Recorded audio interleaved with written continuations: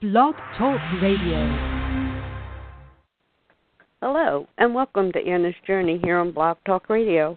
I am the show's host, Anna Renault, and you can find out lots of information about me by joining my website, AnnaRenault.com, and that's ANNARENAULT. Today's show's sponsor is Perfect Publishing, mentorship, marketing, social media, and book launches. Perfect Publishing believes everybody has a book in them, and their story deserves to be told. It's their job to make that possible. You, as an author, maintain full rights to your book. You have full control over marketing, sales, and distribution, but they do make the job easy, and they do promote who you are and what you do and the book that you promote, that you've published. Perfect Publishing will help with coaching, ghostwriting, and expert editing. They will provide full design, formatting, and printing assistance. They will provide online marketing with a splash screen for your book and format your book for an ebook distribution. They will even print business cards and introduce you to networking opportunities that will offer you the opportunity for you and your book to do local and regional marketing as well as worldwide audience. Perfect Publishing also has several publishing programs that meets the needs of any author. Be sure to check out their publishing page here on the internet, www.perfectpublishing.com. Look at all of what they have available on their website, their homepage, the information about who they are, a page with a picture of all the different authors that they have published over the past 5 years, and the number of people is growing. One of the most recent is Stephen McAllister, and that is our guest here today, and we're going to bring Stephen on the air with us. All I need to do is click his microphone here. Hello, Stephen McAllister. Congratulations on being a published author with Perfect Publishing. How are you this morning? Thank you very much. Glad to be here. Well, we're really glad to have you because you have an awesome book, and people need to know about the book, but they also need to hear about your journey. So, Stephen, first of all, tell us who you are, and do you have a website or some way that people can contact you? Yes, actually. My name is Stephen McAllister. Just to give a little brief history, I learned that I had autism or Asperger's syndrome at the age of 5, and ever since then I wanted to learn more about how autism affected my life, how other people viewed me because I had autism. And now over the years, now that I think I got a full grasp about my experience with autism, I want to share it with other people in the hope that they can gain a better understanding about autism as well. And it's actually pretty easy to reach me. I have a Facebook page for my autism stuff called Stephen McAllister Autism Books, where I not only make posts about progress on my new book projects, but also make posts about autism blogs that I do on my YouTube channel. Oh, I almost forgot. Did I mention I had a YouTube channel? No, but I figured you were going to get around to that. Well, so I figured I might as well. What is your YouTube channel? The YouTube channel that I'm running with my younger brother, Thomas, he has autism too, is called Tostemac.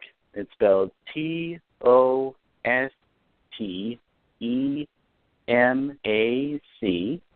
And it's on YouTube, and basically every other Saturday I do autism vlogs, either talking about my personal experience with autism or going over topics from requests that I get from the viewers.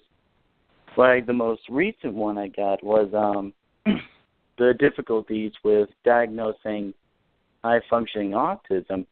It was a rather interesting request I got from someone because while it's easier to diagnose low-functioning levels of autism, the lines between neurotypical and high-functioning autism can be a little bit blurry at times, mainly because the signs aren't as obvious or visible.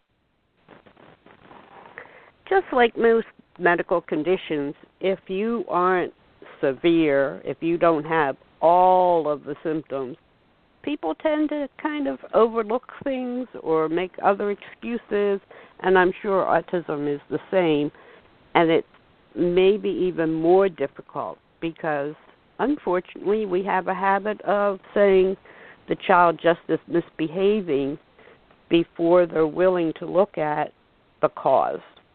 And certainly if the cause is autism, again, it's difficult to diagnose because I'm not sure there's any one test for it, is there? Not necessarily. There are a lot of signs that can indicate whether or not someone has a high-functioning autism, be it either increased intellect or difficulties with verbal communications or trouble with social skills, body language, eye contact. And that's just to name a very few. It's actually very difficult to get an accurate diagnosis because not only because of some of the things you mentioned, but also because with autism comes a lot of great gifts. And one of the problems is some people might focus too much on the strengths of the individual in question that they won't look at anything else, and that'll eventually might lead to a wrong diagnosis. I think that in order to get an accurate diagnosis on whether or not the individual has autism, you need to test them to find their weaknesses. You need to figure out which areas are they most vulnerable at, be it either social skills or maybe some other ways. Because when you find the areas that they struggle with, you might get a better idea on whether or not the individual in question has autism. Well, certainly you mentioned the fact that there are people with autism who don't speak. I actually have a friend, her daughter is 25. She's never said a word in her entire life. For a number of years, especially early on, they weren't sure whether it was deafness, that she just couldn't hear, until they could do some testing that was reliable in terms of her reaction to loud noises and whatever. It was difficult to get that diagnosis and frustrating for the parent and, of course, just absolutely unbelievably hard for the child. You said you were diagnosed at 5. Had you started school? Yes, actually. I started school like everyone else did. Of course, I was in the special ed area rather than being in the regular classes, which actually a pretty good start for me because the special needs classes were a lot smaller. There weren't as many students. So it's kind of easier for me to cope and not be overwhelmed and whatnot. Now, some people may be tempted to homeschool their kids with autism, but me personally, I think that's one of the worst things that you can do, mainly because, yeah, the kid may be getting the education, but in this day and age where we're connected in more ways than ever before, social skills is a necessity in order to adapt to a normal sorry, let me get my words right. It's a necessity in order to adapt to the real world, no matter what job or occupation you're planning to go to, be it either an astronaut, a teleworker, or even running social media like Facebook or even running a YouTube channel. Social skills is key. So you kind of need to have your kid go to school instead of like being homeschooled or whatnot, so that not only the kid is getting the education needed, but also the kid is also getting the social interaction that the individual needs in order to grow. And I think the other important piece to that, Stephen, is being able to evaluate the child's social skills, their ability to grow socially or not. And being at home alone with just a parent, you're not going to be able to get that evaluation. You're not going to be able to fill in the gaps and help that child grow when you don't know that it's a weakness. As you said, they tend to focus on the strengths rather than the weaknesses. So, Stephen, let's jump ahead. You've gone through school. You're now in the adult world. You're running your own YouTube channel. You're doing all kinds of awesome things. Did you wind up getting a job after school graduation? I know that you work for Perfect Publishing or Umbrella Syndicate, correct, as a photographer? Yep, that's correct. It's more of a freelance photography job where I go to events and photograph a bunch of stuff there, making some awesome pics, of course, and basically sharing them on Facebook and promoting the event through social media promotion. But, after graduating the University of Maryland with a bachelor's degree, I was able to find a full-time job where I actually work with LifeTouch now as a school photographer. Kind of ironic, don't you think? All those years of going through school and getting education and whatnot, and now that I'm out, I have a full-time job, and I'm going back to school. Go figure. It is ironic that you mentioned LifeTouch because my granddaughter actually works for LifeTouch also, and it can be a very small world. It can be a very small world when it comes to who connects with who, and up to this moment, I didn't know that you worked for LifeTouch. But let's talk about, okay, you graduated college. You said you went to work where? Yeah, so now I have a full-time job with LifeTouch as a school photographer, though I will say that landing a full-time job is not necessarily easy, especially for those who have autism and whatnot, mainly because not only do you need to have the skill set required for the job you're applying for, but you also need to do well during the interview. You got to impress your employer. Like, why should he or she hire you over the person sitting right next to you? And that requires understanding social skills, but also body language as well. So that way you know how the interview is going, like, oh, I'm so confident I'm going to get this job. Like, ooh, I didn't get any good vibes on that. I'm not sure about this one. And then being able to do the job as well or the same as everybody else so that you can keep the job. Or better. That's always a possibility. Oh, that's always even better. That is absolutely better. So you got this job with LifeTouch. You've got this freelance job with the Umbrella Syndicate. When did you decide to become an author? Actually, that started back in my time in UMBC, where I made an art book as kind of a project. Originally, it was just to look pretty and whatnot, but then I talked about that art project with Ken Rashawn. He's the person in charge of the Umbrella Syndicate, and then he told me about Perfect Publishing. I'm thinking, that might be an opportunity to make my art book something professional and not just another art piece on the shelf collecting dust. So I had to think long and hard about what exactly I wanted to do with the book and whatnot. Did I want to make it just a pretty picture book or something else?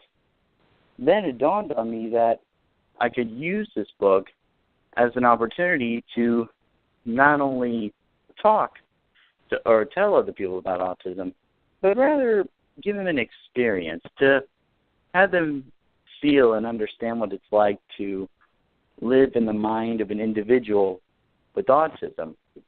Like, you can get lectures upon lectures about stuff about autism or look up online sites and facts and whatnot, but unless you actually interact with individuals with autism or try to see what they see, you might not get the whole picture on what autism is all about. So that was what inspired me to transform my college art project into my first ever published book, and it's called Traces, an Autistic Pathway to Creative Expression. Now, what I wanted to do for my autism project is to make a bunch of short books that each of them talk about different topics about autism, rather than just cramming it all in one novel or one memoir or whatnot. And this book talks about the aspect called daydreaming. You know, kind of like when kids or adults kind of pace around a lot or they're off into space and whatnot. That is something we often refer to as daydreaming. But what a lot of people seem to miss sometimes is just because an individual with autism daydreams doesn't necessarily mean that they're completely disconnected from the real world. If anything, it's kind of their way of adapting to the current situation or coping with it or trying to figure out solutions and whatnot. And I think a good example of that is, have you ever watched the Nickelodeon series called Doug? Yeah. Like, there's certain sequences in that cartoon where Doug kind of daydreams about the current situation and whatnot, whether it's all pretty and, oh, happy and whatnot. I'm going with Patty Mayonnaise and whatnot. And there are some instances where it's a bad situation, and then Doug imagines some kind of horrible landscape or whatnot, or something terrible happening and whatnot. And you do need to think about that. And let's face it, most of us, normal people without autism, have had their share of daydreams. How many times have I walked into an office and somebody's sitting there and you say hello and you don't get any response, and you say, hello, I'm here for the meeting, and they like kind of shake a little bit and they say, oh, I didn't hear you come in. They were daydreaming.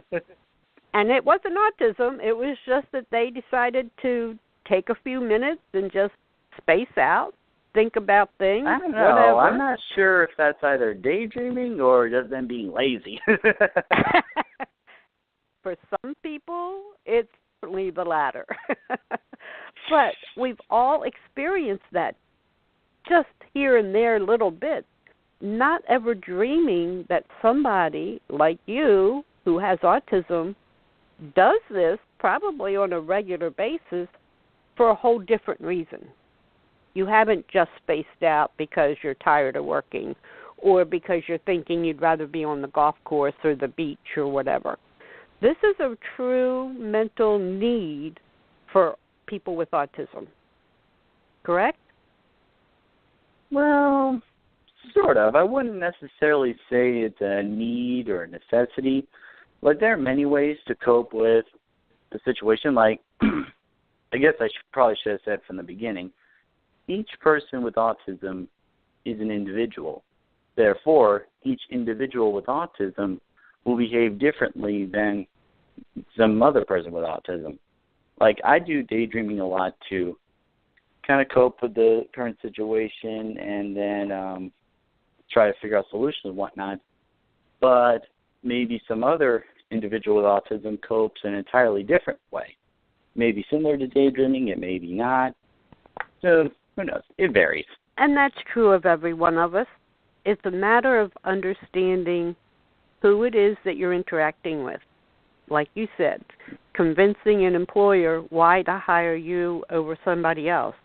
We all have to go through that. We are more alike than we are different, but yet we need to recognize the differences. We need to adjust sometimes to those differences. So you wrote this book. You connected with Ken Rochon, as I said, with Perfect Publishing as our airtime sponsor. They believe there's a book in all of us. And I think, certainly with someone with autism, you probably have more than one book. As you said, different topics, different facets well, of now that you mention it, I'm actually working on a second one right now. This one I'm thinking about making the topic about bonding between a parent and their kid with autism. And that can be quite a challenge at times, mainly because there's quite a few barriers that may get in the way of the parent and the individual with autism, be it either social skills or maybe some overstimulation from the environment around them and whatnot. So I'm expecting to release the second book later this year. Got the script done. I just need to add some visual work to go along with it. After all, with the autism books, I don't just want to add words to it and whatnot, because people tend to get bored and very sleepy when they see whole pages and pages and words and nothing else. They'll just go,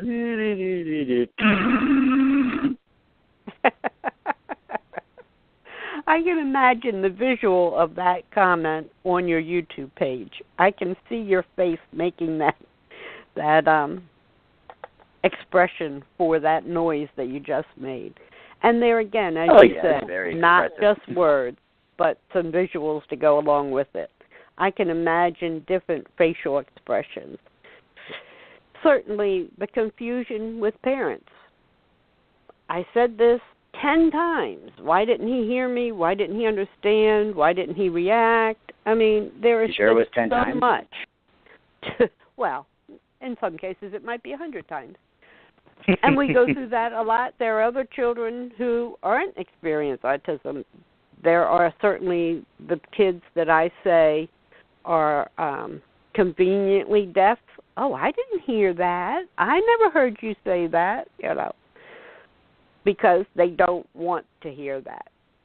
Again, it could be that they're lazy. It could be that they're just being stubborn. I mean, there are all kinds of reasons, which is what plays into the difficulty of making the correct diagnosis. Is it just the child being stubborn, obstinate, lazy, whatever, or is there really, truly a problem that needs to be investigated and appropriately diagnosed? I can't imagine how difficult that journey is for the child as well as the parent. So you said the first one is about daydreaming, the second one is about bonding. Do you have a little list of how many books that you think you might be going to do? You've certainly studied autism now for 20 years. Not necessarily. I mean, I'm just looking up topics as they go along. Like, as I said, for the autism blogs that I do, one of the things I do is take requests from viewers in terms of some of the things that they would like me to go over. Like, I could probably think of dozens of subjects to go over and whatnot, but I feel like it's important to tell people what they want, or rather what they need to hear, rather than just me sharing a bunch of experience that might not be relevant to their situation. So while it is important to get my message out there, I also need to be able to give the people the answers they need, so that way they can have a better time with either the kid with autism or their friend with autism, whoever the person with autism is. Exactly, and that's a very good part, I think, of being the author, because I know I certainly fell into a situation where I decided that I was just going to do another book, and it was like, wait a minute, let's promote what we've got. Let's make sure that this is what people want or need, and that's marketing 101. Yeah, exactly. And certainly I'm willing to bet when I put out the intro to the show, there were a lot of people saying, somebody with autism wrote a book? Impossible. Because, again, they don't understand the disease. They don't understand who you are. I think it was it Rain Man that came out a couple of decades ago? Why does everybody always compare me to Rain Man? I'm not comparing you. I'm saying the movie came out. I know. It's just several people have done that in the past. People immediately see that that's the one and only way that that disease will manifest itself. Same way with cancer. If I say I have cancer, people immediately think, one, I'm going to die, two, that I go to the hospital every day or every week and get chemo. They immediately think I have to have surgery. You know, when is your surgery? When is your surgery? My cancer right now is in my bones. They're not going to go in and remove my bones. It's not going to happen. They might at some point in time remove somebody's leg or arm or a bone, but they're not going to remove my ribs, my hips, my legs. You know, it's just not the normal for my particular kind of cancer. I'm not going to have surgery. There is one note I'd like to add to that. When several people label autism as like a disease or whatnot, I normally reply by saying, well, technically it's called a mental disability and whatnot, but me personally, I just call it, in the simplest form, I just call it a rewiring of the brain in a way. I mean, yes, just and you may that's have exactly autism, what but it that doesn't is. mean... Mm-hmm. That's exactly what it is. The brain is definitely wired differently than mine. Does that make it wrong? Does that make it right? Does that make it tough? You know, nope. It is all it does really is just make it different, that's all. Exactly. And in some cases it makes it tough because people don't understand. Just like with diabetes. When you are going into diabetic coma, before you get to the point of passing out, your breath actually smells like you've been drinking. You may actually stumble around. You look like you're drunk. Police have arrested people thinking they're drunk, and then they pass out. Well, then when the EMTs arrive and they realize that, hey, this is diabetic coma. This is a whole different ballgame, guys. We need to get this person to the hospital. You need to understand the differences of all these different medical conditions. And as you said, is this a physical disease or is this a mental disease? And people really back away from talking about mental issues, whether it be schizophrenia, depression, whatever. They don't want to talk about the mental stuff. Again, because they don't understand it. When you understand more, you understand better, you can cope with it, you can deal with it, you can interact with it. I know the first time I met you, you said you were going to write a book, and I said, I'm looking forward to the day that you do that. I want to interview you on the radio when you do. Here we are. You've done it. Yep. Hooray, hooray, hooray. It's awesome. I was really glad to see the book cover when it came out. And again, I like the cover. You know, sometimes when it comes to books, people don't stop to think how important the book is. The book cover. Cover doesn't catch the people's eyes. It can be on the shelf for months or a year or whatever, and nobody will ever see the book. They just look right past it. The cover is so important. Who did your cover for you? Was that something you did? Actually, I had help with Mr. Al Granger. He also works with Perfect Publishing, and he showed me a site where I could find whatever images I need to use as a cover for the book. Al Granger is another great resource, especially when it comes to Perfect Publishing. He helps authors, as you say, with the cover, sometimes with the layout, certainly with the printing and the actual publishing of the book. He is really good. I also have him do my business cards.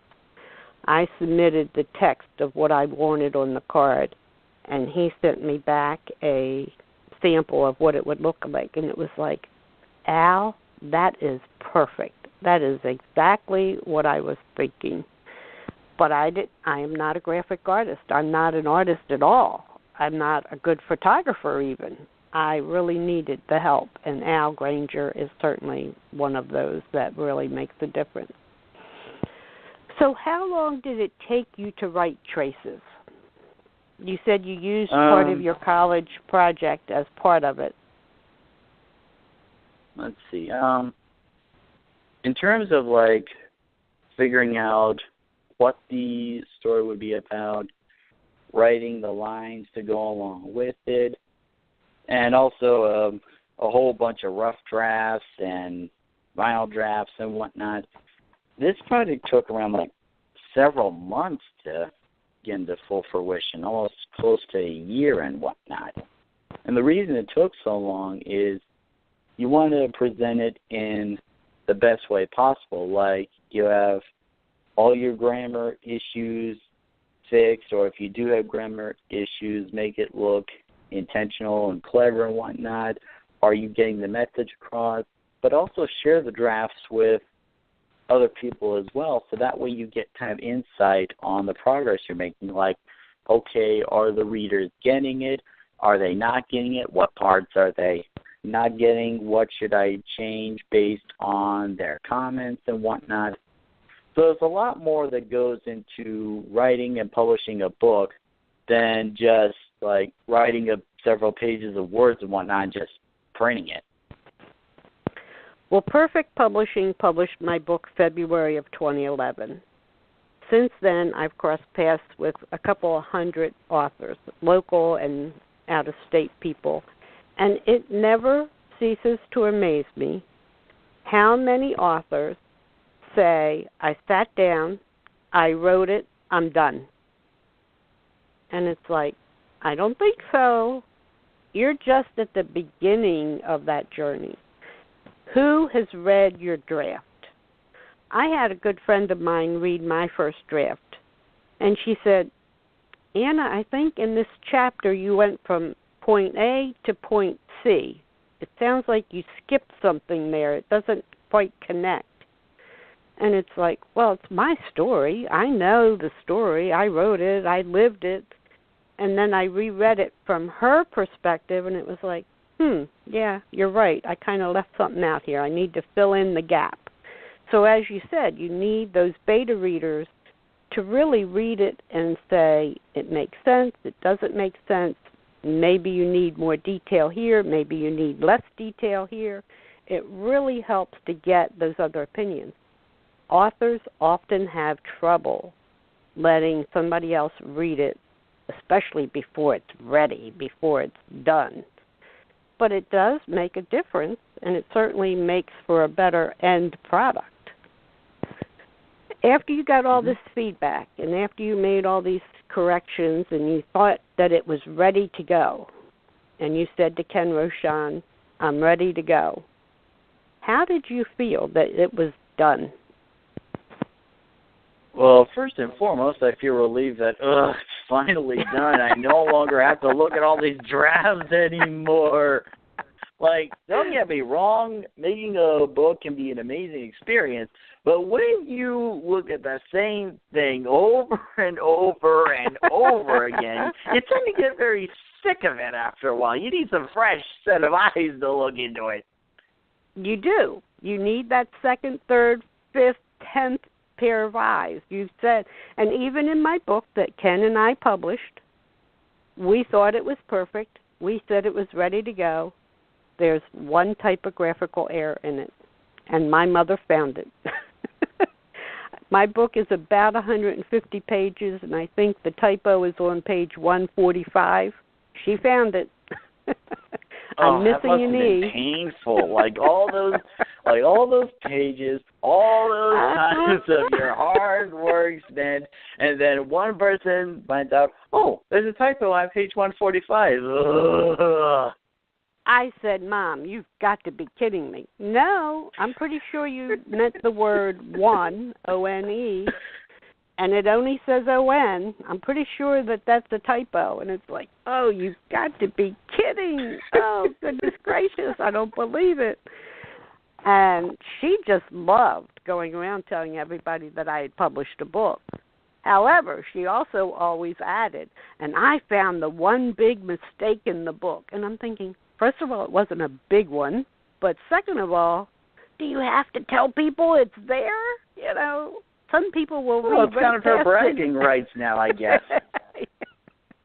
Hey, she has probably sold almost as many copies as I have sold, so I can't argue. She has been one of the best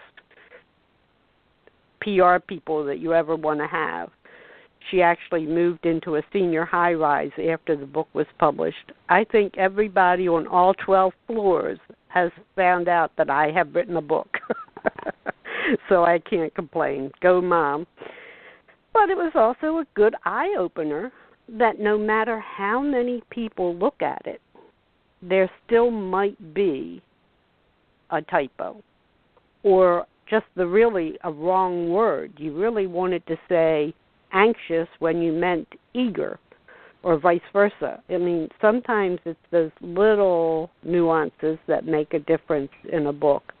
But I really have to congratulate you, Steve, first of all, for the journey that you've gone through, because I'm sure there have been a lot of people that have crossed your path in your lifetime that has made your life difficult. And you have survived it. I think you have thrived through it. And you have certainly got an awesome journey to brag about yourself.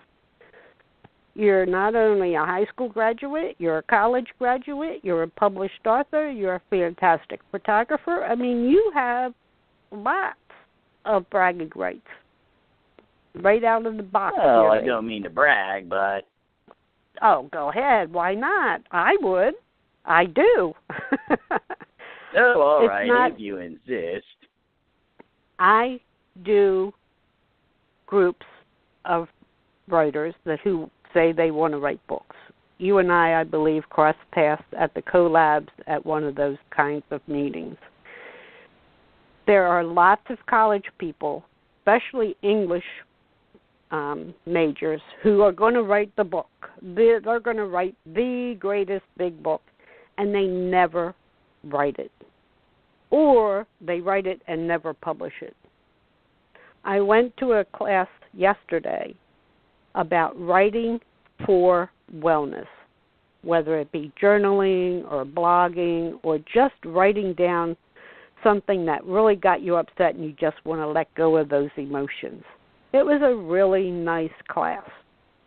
There were at least 3 college graduates in that room who said, when I graduated from college, I was going to write a book. Most of them have been out of college for at least 20 years. 2 out of the 3, it was at least 20 years. They're just now deciding that it's time to write their book. What took them so long? If this was their life goal, what happened? Why didn't they do it? Well, it could be a lot of factors as to why people haven't written their book yet. It could be either lack of confidence, not sure what message they want to get across, or maybe that they've written a draft and don't know how to publish it or don't feel comfortable publishing it, or the possibility that they've written it and they published it, but they don't know how to market and sell it. Well, in this case... So there could be a variety of reasons. This case yesterday, all 3 of them, life happened. One fell in love. Well, I guess all 3 of them wound up falling in love, getting married. The one lady immediately had children. The other one almost immediately became a widow. Her husband went to Vietnam and never returned, and her life just turned upside down. That in itself is a story that should be told, because I'm not sure that anybody understands what happened to all these women whose husbands never come home from war. It's another whole story in itself. And then the other lady, her health went bad, and she has been battling different medical issues for the last 20 years. So, yeah, there are all kinds of reasons why people don't write the book. But again, as you mentioned, confidence. It was certainly fear of failure that kept me from writing my book for at least 5 years. People kept saying, you should write it, you should do this, you should, you have an awesome story. It took Ken Rochon to sit me down in his office and say to me, you have a story, you need to do it, and you need to do it now, and I can help you get it done. That was like the magic key. I can help you get it done. Because even though I had written stories, and I had enough to put together as a book, as you said, did they have the tools to publish it? I didn't know any publishers at that point in time. I had gone to the library and researched publishers, Who accepts poetry? Who accepts writers without an agent? Who accepts what and when? That in itself was a journey of learning about publishing a book. The key for me, and maybe for you, was Ken Rochon saying, I can help get it done. It was awesome. It was like the light of day. That is awesome. Stephen, what would you like people to know from today's radio show? Yes, you've written a book. It's called Traces, an autistic pathway to creative expression. What would you like people to know? What is kind of your goal with having that book out?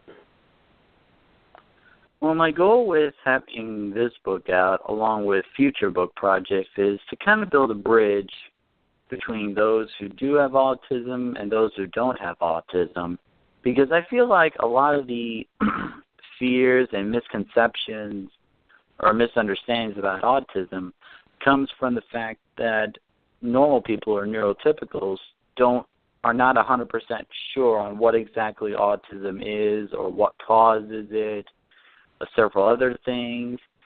And I feel like once they get past the fear of the unknown, once they gain a better understanding on what autism is and how it affects the individual's life, not only would it hopefully get rid of a lot of misconceptions, and not only would it build a better understanding and stronger bonds between those who have autism and those who don't, but also just the sorry, I lost my line of thought for a minute there. But also to kind of provide better services for those who live with autism, maybe better financial aid, maybe better sources of helping to find jobs or this or that. So, yeah, that's my ultimate goal. That is a very important bridge. It is a huge bridge, but it's a really important bridge. And maybe at some point in one of your books, you will do the bridge, picture the bridge. Who's over here? Who's over there? How do you get from one side to the other? Because, again, it is a huge journey. And as you said just now, ridding them of their fear, of their misconceptions, providing better services. There are agencies out there that provide all kinds of services to people with disabilities or different abilities, but they don't necessarily know what you need, and therefore they don't provide it. And that's where that gap comes in, where your book would certainly help fill that gap. Certainly, Traces is a great first step. Bonding with the parents, even teachers, even with employers, that bonding piece is going to fill in a big gap because people don't know how to appropriately bond with you if they don't understand that you're different or what is different that they need to understand so that they can interact with you. That bonding is a great big piece. And then, as you just mentioned, that bridge. How do you get from one side to the other? How do you interact with main society? How do you not always be classified as the special ed kid, the special ed classroom? How do you bridge out of that into the world? As you said, social skills are such a big deal. It's a big step, and you are breaking that barrier. You are making it possible for people to even think and talk about this. Kudos to you, Steve McAllister. Fantastic accomplishment. I really am so glad that you have done this because you're going to make a difference in the lives of many people. Social workers need to hear this story. Patient navigators need to hear this story. Division of Rehabilitation counselors need to hear this story. there are so many people out there that need to hear what you have to say. And I expect that to happen because I think you have the wherewithal to make it happen. Congratulations, Steve McAllister. Well, thank you. Thank you very much. You're welcome. I'm not kidding you. I spent 31 and some odd months of 31 years and some odd months in the rehabilitation world, and I have seen the disconnect. You know, the door opens and somebody comes in and says, I need services. And the rehab counselor saying, well, scratching your head, I'm not really sure I know what we can do for you. I don't know what's out there that can really make your life better. And at least when I was first hired in 1970, we sent a lot of people home because there wasn't anything available. But now, with technology, with assistive devices, with the ADA, there is so much that's available. I mean, access has certainly mushroomed to the point where there are very few people being sent home saying, there's nothing we can do for you. I mean, I don't care if it's brain injury or autism or quadriplegic. There are jobs and devices and technology out there that the world is now an even keel. But even then, still there is some prejudice and some bias and some misunderstanding. So there's still a lot of work to do. But compared to when I was hired in 1970, you probably would have been told to go home and help mom around the house. That's probably what they would have classified you as, a homemaker. And that's just not true of people with autism. It's not true of a lot of other diseases or disabilities. And it's good to see the world changing. But we still need the stories to make the service providers understand. Even the doctors. As you said, you can read all the words on the page you want, but until you get the visual, until you really can see it in your head and they understand it, it doesn't go anywhere. So I really look forward to seeing that book, Traces, An Autistic Pathway to Creative Expression. Have you notified your college that you've done your book? Yeah, I've let some of my college professors know that I published a book, and I gave some free copy to share with the other classmates. Like, hey, this is something that one of my old students made. This was an art project that we're currently working on, and he turned it into this. Exactly. That is a huge piece of that marketing plan. That is awesome. All right, Steve, the computer's going to be telling us we're running out of time. I need to give another big shout-out to Perfect Publishing, but I'm willing to bet I'm going to be having you back in the not-too-distant future when you publish Book 2 about bonding, and we'll talk some more about the ups and downs of parenting a child with autism. And all right, I look good. forward to Book 3, 4, and 5. I just know you have these stories in you and that you're going to make a world of difference. Thank you, Steve McAllister. I'm sure lots of people will look you up on YouTube. You want to give out your YouTube? Can I get one last? Sure. Can I get one last message out there? Yep. Actually, I have two. One of them is to the parents of those with autism and those are with individuals with autism. Parents, if your kid has autism, just remember to never give up on them. If you give them enough time, enough patience, enough love, they tend to surprise you in ways you won't expect. And as for the individuals with themselves with autism, not sure how many of them watch anime, but there's a series I watch called RWBY, or Ruby for short. And there's a certain quote I remember from a character named Crow. And it's a quote that I wish I had heard back when I was still in school and whatnot, because it turned out to be a big one. And the quote went like this: just remember that you still got a long way to go. And don't think for a second that graduating means you're done. Every day out there is worth a week in this place. You're going to go far, but only if you keep learning, if you never stop moving forward. That is an awesome quote for individuals with autism and with a whole lot of other things called life. Never stop learning. Never stop learning. It opens doors.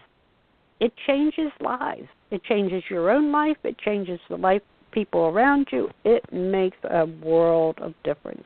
I know I say a world of difference a lot, but there are certain things that just really do resonate with me.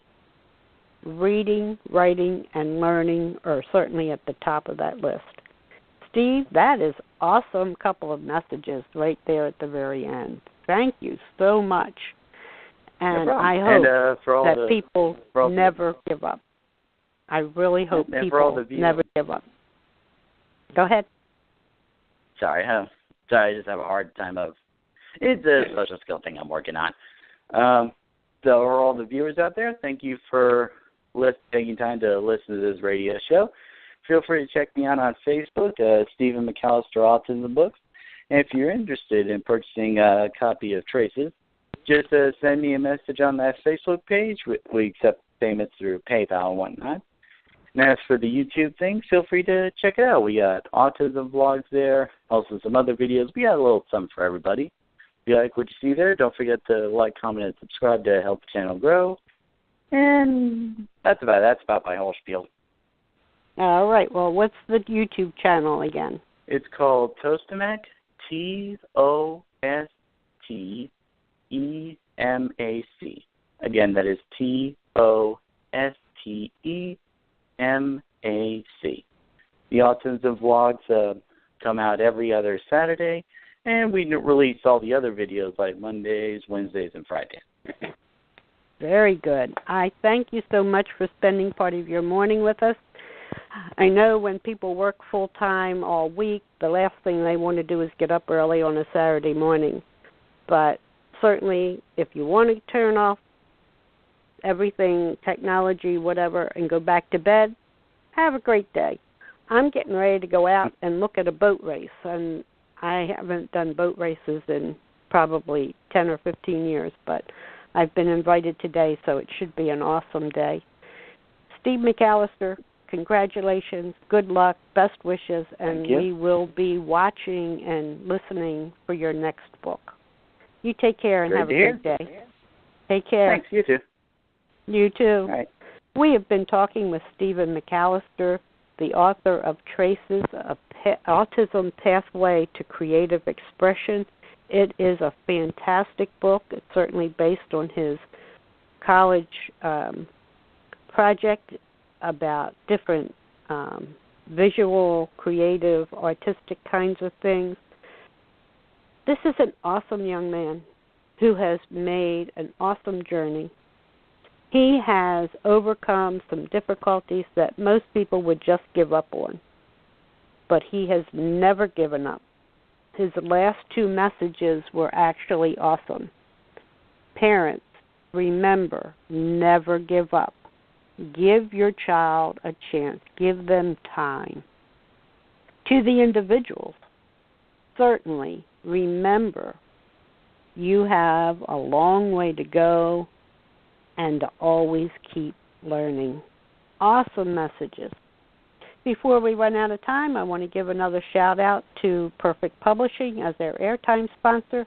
They provide mentorship, marketing, social media, book launches. Get published.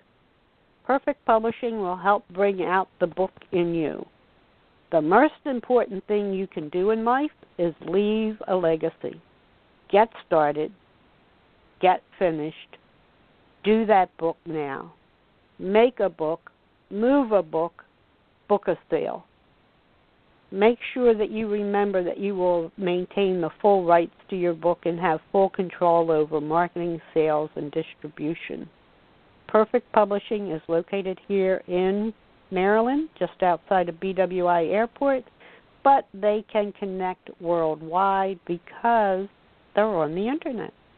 And Ken Rochon is an awesome publisher. Perfect Publishing believes everybody has a book in them, and their story deserves to be told. It's their job to make it possible, and they do a fantastic job, as Steve McAllister has shown, as I can personally attest to the fact that they published my book in February 2011, and the book is still selling 5 years later. It has actually opened the door to me being a speaker, this Internet radio show, and even as a keynote speaker for conferences. Perfect Publishing is an awesome organization. If you have the desire to write a book, connect with them. PerfectPublishing.com. Tell Ken Rochon, Anna Renault said. Thanks a lot for listening to Anna's Journey here on Blog Talk Radio. It has been my pleasure to be on the air since August of 2011. So in just a few days, it will be another anniversary, another year accomplished. And in August, I have a number of shows coming up. Tuesdays, I will be talking with an organization called 15to40.org. They are really helping people with cancer from ages 15 to age 40. It's kind of the lost generation in there. They're not young children, and they're not necessarily adults with the cancers that typically come when you're an older person. Certainly the social and the economic impact of having cancer in your teens, in your early adulthood, 20s, 30s, up to the age of 40. It is a huge difference for a lot of people compared to a lot of other cancer patients. On Monday the 8th, I believe it is, I'm going to be interviewing Mary Ann Bannister, who has started the Claire Marie Foundation because her 17-year-old daughter died of melanoma. And it's an unusual story, a different kind of concept about melanoma that we don't normally hear about. We'll certainly be talking with some other people, some other authors, some small businesses, and typical Anna's Journey. I will travel wherever I can travel. Thanks a lot for listening to Anna's Journey here on Blog Talk Radio. Take care and have a great day.